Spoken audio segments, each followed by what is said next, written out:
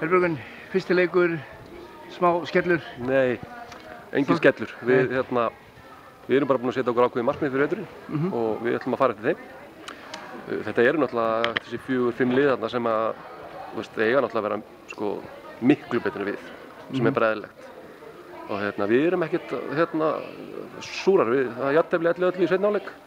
Seinni hálfleikur fer 11-11. IBF skiptir að vísu út sínu liði. En við sáum þriðju flokkana að spila seinni hálfleikana, þannig að ég er ekkert súr, ég er bara ánægður með stelpunni og stoltur af þeim. Svo sem við vitað að IBF sterkt lið á pappírum og svona spáð svolítið ofar í deildinni heldur en ykkur, en ekkert erfitt fyrir stelpunnar að mæta í fyrsta leik? Jú, auðvitað það er náttúrulega alltaf, og svo er náttúrulega bara þannig, þær bera ákveðna virðingu fyrir þessu stelpur sem eru að koma og búin að vera í fjölmiðlum og eru búin að spila í deildinni. Það er margar hann búin að spila í deildinni í 10 ár, sko. Okkar stelpur margar hann að spila í fyrsta leik í úrvalsdeild. Þannig að ég get ekkert annað að vera bara sáttur. Ég held það bara. Já, fundi HSÍ daginn, þar var Ísbjörn bara beint niður.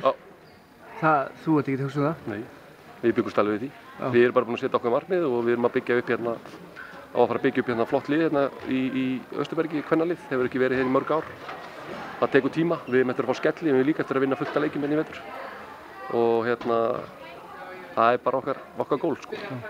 Þú náði smá styrkingu rétt fyrir byrjun? Já, hún kom til okkar, hún Jóhanna Björk úr Fram og bara styrkir okkur mikið og við sjáum til hvað gerist í þeim efnum.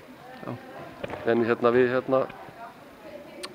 við bara keyrum okkar liði og það er ekki helvítis væli í okkur. Við erum ekki þekktir fyrir það. Það er bara þannig.